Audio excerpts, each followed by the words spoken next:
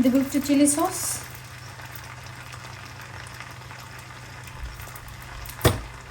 আহিলের ব্যাগও মোটামুটি কিছুটা গোছায় ফেলছি। আসসালামু আলাইকুম, কেমন আছেন সবাই? আলহামদুলিল্লাহ আমরা তো ভালো আছি। স্কুল বন্ধ হওয়ার পরে এই প্রথম আমরা মানে একটু ঘোরাঘুরি করলাম। লন্ডন থেকে ঘুরে গতকালকে বাসায় চলে আসছি, ভিডিও তো সবাই দেখেছেন। সো একটু টায়ার্ড লাগে, কারণ জার্নি করলে একটু ঘোরাঘুরি করলে তেমন রেস্ট হয় না। তো আজকে একটু সকাল থেকে রেস্ট নিয়ে মাত্র ঘুম থেকে উঠে, মাত্র না বেশ আগে উঠেছি, একটু টুকিটাকি কাজ করেছি, তারপরে হচ্ছে নামাজ কালাম পড়ে এখন নিচে নেমেছি। বাকি কাজ শুরু হবে এখনকার পর। সব কিছুই এলোমেলো। এলোমেলো বলতে বাসায় ছিলাম না, তারপরেও তো সকালবেলা উঠে আয়াদাহিল একটু এটা ওটা করছে, খাইছে দাইছে, সব কিছুর জন্য খাওয়া দাওয়া করছে, এরকম আছে। আর এখানে বেঞ্জির একটু দেশের গরু মাংস আমাকে দিয়ে দিয়েছিল, কারণ তেমনভাবে খাওয়াও হয় নাই। পরে আমাকে বলছে একটু তোমাকে দিয়ে দেবো, বলছে ঠিক আছে দিয়ে দিও, কারণ এই মাংসটা একটু ঝুড়া ভাজি করলে মজা লাগবে। সো আমি ভাবছি যে কালকে রাত্রে এসে একটু জ্বালাই ফেলছি, এখন মানে আরেকটু জাল দিব। জাল দিয়ে যখন এটা একটু ঝুড়া ঝুড়া হবে, তারপরে যে আমি হচ্ছে এটাকে গরুর মাংসের ঝুড়ি ভাজি করে কিনে ফুটবলে গিয়েছিলাম। এখন এসে ঝটপট করে কাজ শুরু করতেছি। এখানে পাস্তা রান্না করব, তার জন্য পাস্তাটা বয়েল করে ফেলেছি। আর এখানে আলু আর পেঁয়াজ কাটছি। চিকেনটা এখন ছোট ছোট করে কেটে নিব। আলু আর পেঁয়াজটা একটু ভেজে নিচ্ছি, এর ভিতরে এখন চিকেনটাও দিয়ে দিই। চিকেনটাও একটু ভেজে নেব।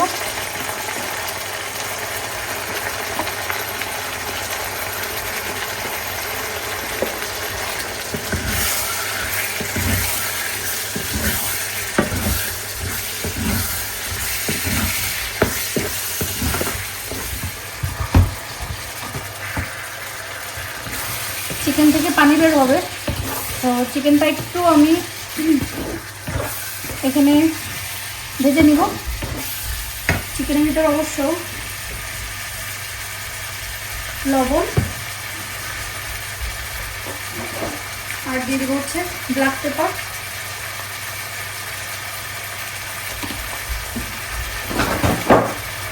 তাহলে মুরগিটার ভিতরে একটু মশলা ঢুকবে।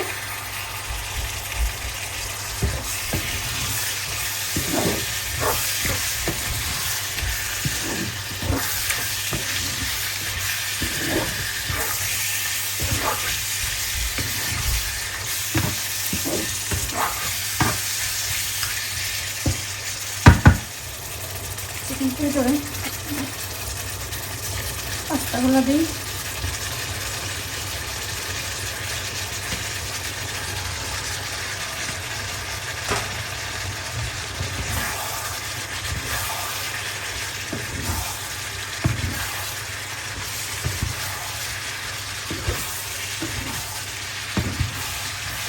এটা গার্লিক সসটা দিয়ে দিয়েছি, এটা এমনিতেই কিনতে পাওয়া যায়, সেটাই ব্যবহার করেছি। আর সস না কিনতে পাওয়া গেলে আপনারা বাসায় যে গার্লিক সস বা সুইট চিলি সসটা থাকে সেটা দিতে পারেন।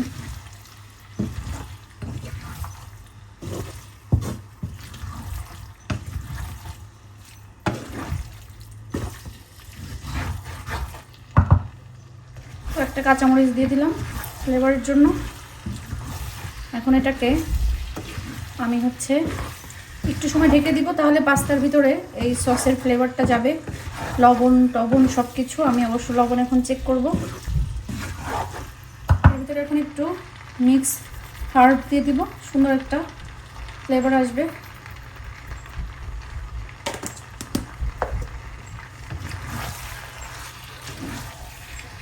আমার কাছে মিক্স হার্বের ফ্লেভারটা মানে ঘ্রাণটা খুব বেশি ভালো লাগে, বিশেষ করে পাস্তাতে দিলে একদম একটা ইতালিয়ান ভাব আসে।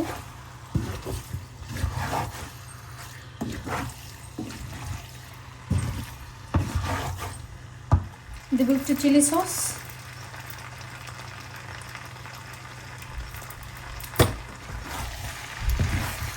একটু যারা ঝাল পছন্দ করেন তারা একটু ঝাল বেশি দিয়ে খাবেন। আমি যেহেতু আয়াদাহিলের জন্য করছি, বা আপনার ইব্রাহিম ভাই, এটা রাতের খাবার, তো তারা ঝাল অত খাবে না, এই জন্য আমি ঝালটা খুবই কম দিয়েছি। সসে যেটা ছিল আর chilli sauce, black pepper, green chilli, এটাতে যেই ঝালটা বের হবে সেটা। বাট আপনারা যারা ঝাল পছন্দ করেন একটু ঝাল ঝাল করে এভাবে রান্না করবেন, খুবই মজা লাগে। পাস্তা রান্না করা শেষ। এখন এটাকে আমি পুরোপুরি ঢাকবো না, তাহলে পানি পড়বে। আমি এরকম একটু জুসি বা সস আলাই চেয়েছিলাম, কারণ পুরো ড্রাই ড্রাই আয়দাহিল খেতে চায় না। আর এভাবে রান্না করলে একটু এরকম জুসি বা সসি সসি হবে। সো এটাকে এখন আমি যেভাবে ঢাকবো এরকমই থাকবে, আর এটা এইভাবে। সো গরমটাও বের হয়ে যাবে, পানিটাও জমবে না। এখন আমি বাকি কাজগুলো করি। এখন যাবো একটু গার্ডেনে পানি দিতে। আপনাদের সাথেও লাস্টে 2 দিন গার্ডেনটা শেয়ার করা হয় নাই, কারণ বাসায় ছিলাম না। সো আমার সাথে সাথে আপনারা একটু গার্ডেনটা দেখেন। কালকে রাতে এসেই পানি দিয়েছিলাম, এই যে। আর এই পাশে এই ফুলগুলো আরও বেশি ফুটছে, তো ভালো লাগছে। তো আমার কাছে মনে হচ্ছে এই যে অরেঞ্জটার থেকে ইয়েলো কালারটা খুব বেশি হয়েছে, অরেঞ্জ কালার খুব কম। বাট তারপরেও আলহামদুলিল্লাহ আমি হ্যাপি যে তাও ফুটছে। তবে 2 রকম আছে, একটা হচ্ছে একটু থোকা ধরা মতো, আর একটা এই যে এরকম। সো বাট তারপরেও স্টিল আই এম হ্যাপি, কোনো কমপ্লেন নাই, আমি খুশি। ফুল যে পেয়েছি এটাই আলহামদুলিল্লাহ। এই যে এগুলো ফুটছে, বাট আমি এগুলো সব একসাথে কেটে দিব। কেটে দিলে একই সাথে সব গ্রো হয়ে সমানে সমানে উঠে ফুল ফুটবে। সো এগুলা কাটার সময় আসছে, আমি কেটে দিব। আর এটাতে তো সুন্দর মতন কেটে দিছিলাম যে সুন্দর করে ডালপালা ছাড়তেছে, এটাও কাটতে হবে। আহিলকে পাস্তা দিই। আহিল বলো কতটুকু?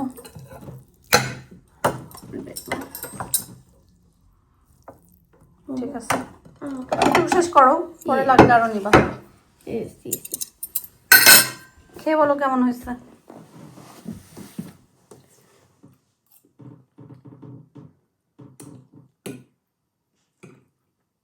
Good. Love it.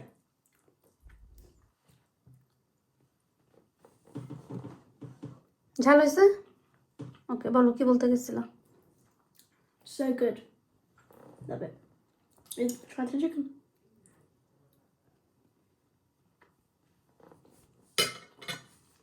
Good. Perfect. Thank you.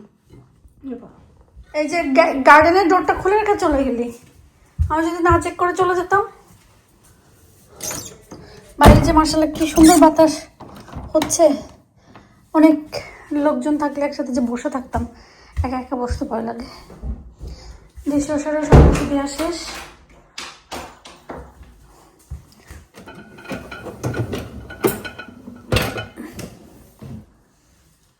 ওকে, সব কিছুই ডান। পাস্তা করেছিলাম, মাঝে পোড়া পোড়াও আসছিল, আমি বলছি আসার জন্য। পূর্ণ আছে, পাস্তা যেহেতু করছি পূর্ণ আদাহিল মিলে খেয়ে ফেলবে এই।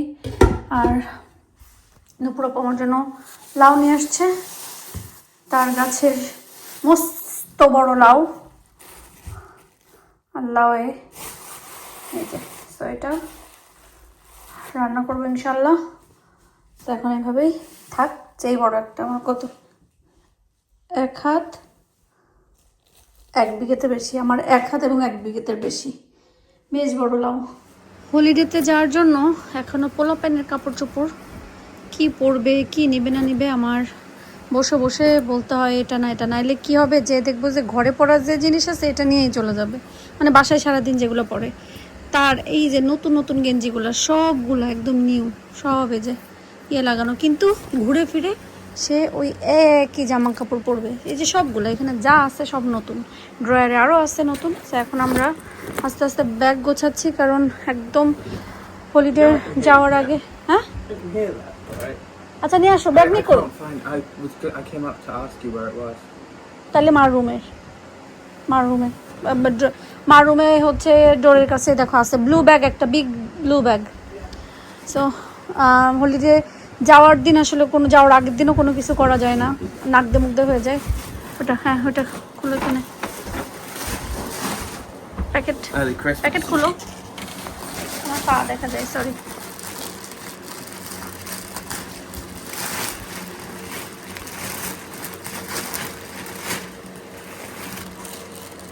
My socks.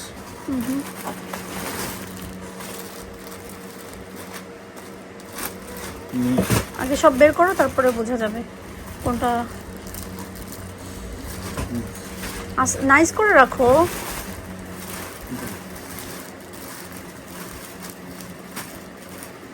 আচ্ছা, এটা ওই সাইডে রাখো, আগে সব বের করো, তারপর আমি বুঝতেছি। Papa's. এটা পাপার। Yeah.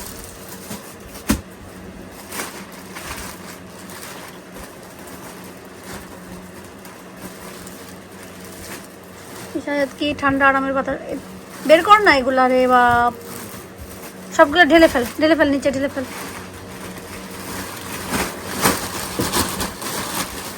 Not really got that. Oh, great. আচ্ছা দেখি, মোটামুটি।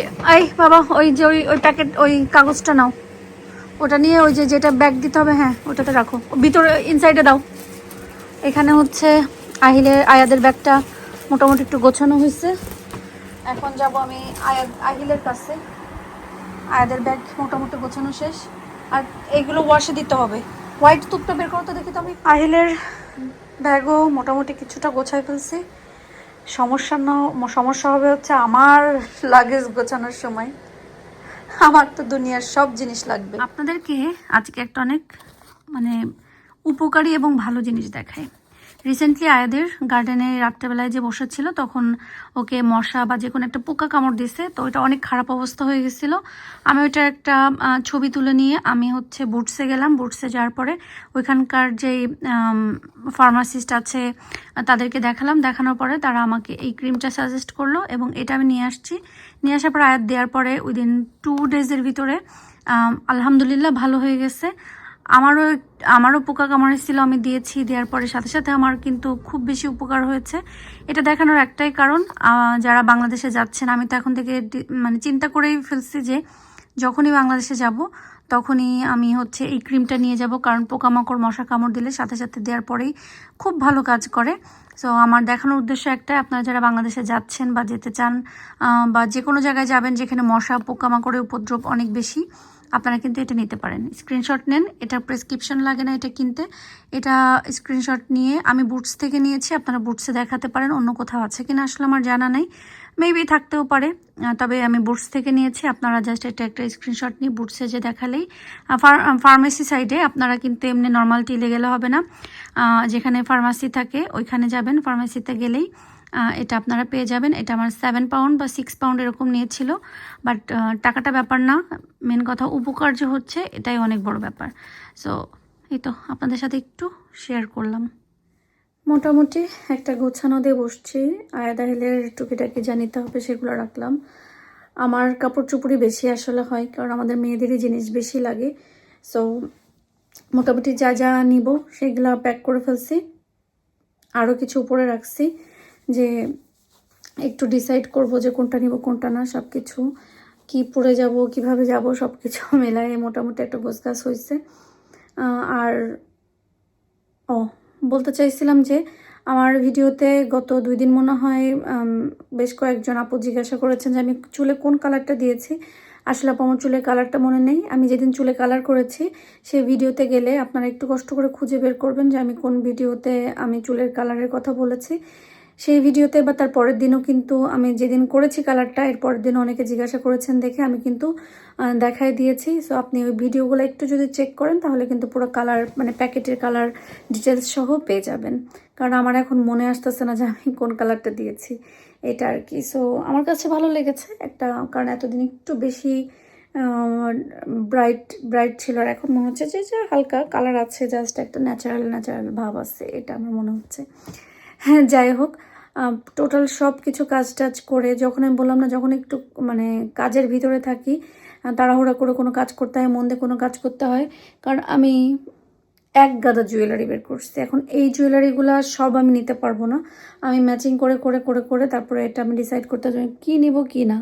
সো এটা একটা বড় মাথা যন্ত্রণার কাজ, যেটা আমি এখন আর পারবো না। আমার অলরেডি মানে বিরক্ত লাগতেছে, কারণ এগুলা করতে বুঝতেছি না যে কী নিব না নিব। এতগুলা কাপড় কানের দুল বের করছি, ইভেন কি বলে আসার সময় বেনজিরের কাছ থেকে কতগুলো নিয়ে আসছি যে কোনটা সুন্দর লাগে কোনটা লাগে না। সো সব কিছু পরে পরে ড্রেসের সাথে পরে পরে দেখবো, কারণ অযথা নিয়ে লাভ নাই। সো ড্রেসের সাথে সব কিছুর সাথে পরে পরে দেখবো যে কোনটা যাচ্ছে, সেটা আমি ব্যাগে ঢুকাই ফেলবো। সেটা আজকে আর সম্ভব না, কালকে, এটা আর কি। আর আরেকটা জিনিস ক্লিয়ার করি, সেটা হচ্ছে অনেকে বলেছেন যে আমি আমার মাকে কেন দেশে নিয়ে আসছি না, মাকে কেন নিয়ে আসছি না, মাকে কেন নিয়ে আসছি না। সবারই মা বাপ সবারই ইচ্ছা করে যে নিজের সংসার, নিজের বাড়ি, নিজের গাড়ি সব কিছু একটু দেখায়, নিজে একটু রান্না করে খাওয়ায়, ভালো মন্দ এত এই দেশে এত এত খাবার, মজার মজার খাবার সব কিছু খাওয়ায়। কারণ আমার মা, আপনাদের থেকে আমার ইচ্ছাটাই সব থেকে বেশি থাকবে এবং আমি চাইবো যে আমার মা আমার কাছে আসুক, কিন্তু যাকে নিয়ে আসবো তারও ইচ্ছা থাকা দরকার। এরকম আমি না শুধু, আমার মনে হয় যে অনেক মা বাবা আছেন যারা আসলে দেশ থেকে এসে থাকতে চায় না, আসতে চায় না।